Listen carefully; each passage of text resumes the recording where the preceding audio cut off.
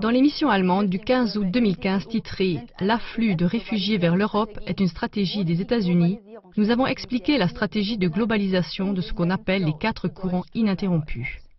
Cette stratégie provient du géostratège militaire américain Thomas P. M. Barnett. Je cite Barnett. « Comme condition préalable pour le fonctionnement sans heurts de la globalisation, nous devons permettre 4 courants durables et sans entrave. Les afflux actuels, presque surdimensionnés de réfugiés vers l'Europe, font partie de la stratégie du flux sans entrave d'immigrants, qui en l'occurrence vise l'Europe et n'a le droit d'être empêché par aucun gouvernement ou institution, selon Barnett. Les frontières nationales doivent être dissoutes, les races mélangées, et ainsi les valeurs et les religions doivent être abolies, et le chemin vers le nouvel ordre mondial global doit être aplani. Nous avons rapporté dans l'émission du 3 mai 2015 de quelle manière on trouve la marque des États-Unis derrière les afflux de réfugiés. Dans la suite, nous allons montrer encore 4 autres exemples. Exemple numéro 1. En 2010, l'ex-commissaire européen Antonio Vitorino a annoncé un projet pilote pour 5 pays d'Afrique du Nord.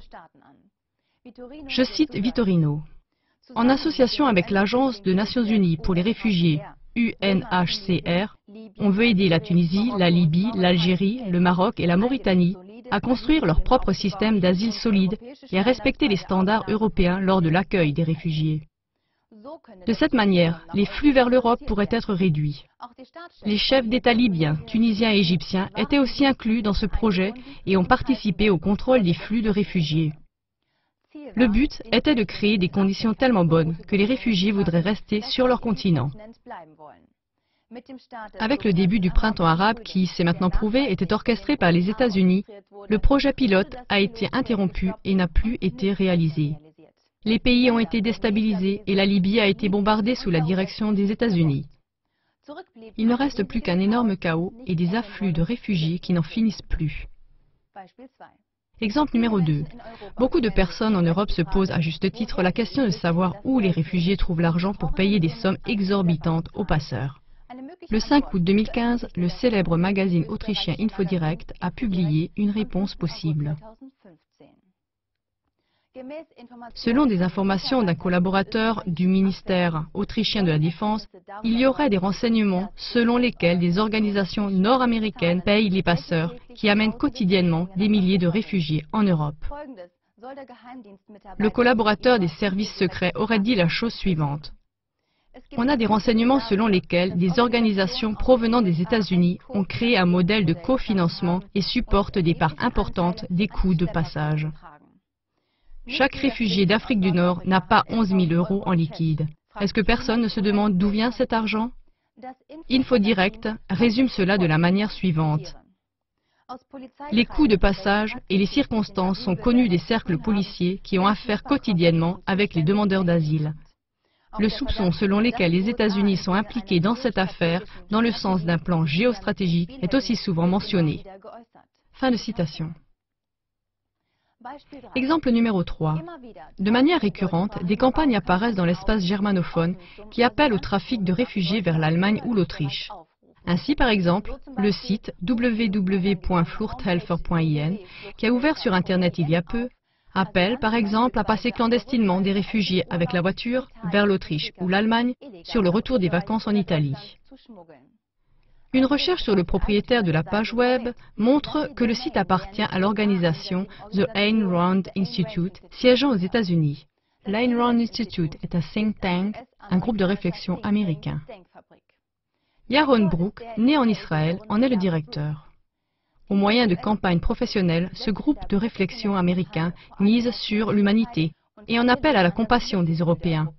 De manière révélatrice, il n'y a pourtant aucune campagne comparable aux États-Unis, par exemple au sujet de l'aide à la fuite du Mexique vers les États-Unis. Tout au contraire, la frontière du Mexique est sécurisée par une clôture de 5 mètres de haut et des patrouilles de garde-frontières. Ceux qui sont pris sont arrêtés et renvoyés sans discussion. Un dernier exemple encore sur la façon dont on peut gagner de l'argent avec les afflux de réfugiés. Un exemple qui montre qui pourrait bien se trouver derrière cela. Le 12 août dernier, le quotidien Heute en Autriche titrait, je cite, « La firme d'asile encaisse presque 21 millions d'euros, car l'accompagnement, la surveillance et l'approvisionnement ne sont pas assurés par l'État lui-même, mais par une société privée. Plus précisément par la société ORS Service AG, qui est active en Suisse, en Autriche et en Allemagne, et qui en 2014 a reçu environ 21 millions d'euros des contribuables via le ministère de l'Intérieur autrichien. » Selon les recherches du journal autrichien Der Standard, c'est Equiston Partner Europe qui se trouverait derrière la société par action ORS. Equiston Partner Europe appartiendrait à 30 investisseurs institutionnels et à la banque Barclays, qui est considérée comme l'entreprise la plus influente du monde, ainsi que l'ont prouvé exactement des chercheurs de l'École polytechnique fédérale de Zurich. Selon le magazine InfoDirect, Barclays se révèle être l'actionnaire le plus important de la banque privée active au niveau international, NM Rothschild, et est aussi dominé personnellement par la famille de banquiers Rothschild. InfoDirect dit de la famille de banquiers Rothschild qu'elle aurait des connexions avec le groupe Bilderberger et qu'elle appartiendrait de manière incontestée à la haute finance. Le terme haute finance désigne un groupe qui a acquis du pouvoir politique à travers son influence économique et qui exerce cela en particulier à travers des banques privées. Selon des personnes issues de ces milieux, les deux groupes, Bilderberger et la haute finance, joueraient un rôle important dans la mise en œuvre d'un nouvel ordre mondial global sous diktat des États-Unis. Chers téléspectateurs, on peut à peine nier la signature des USA derrière les afflux de réfugiés.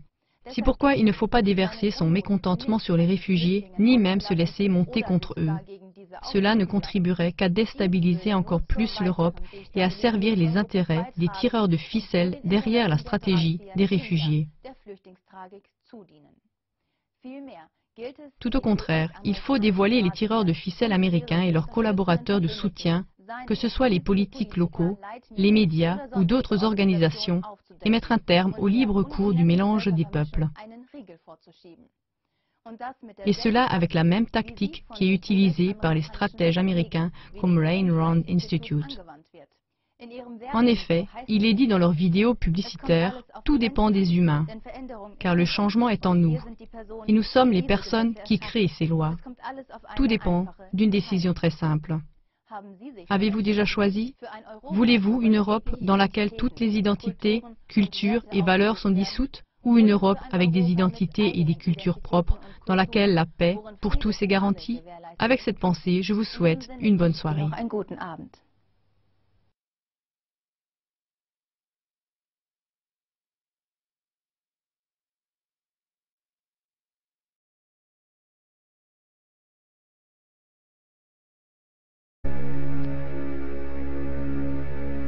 Oh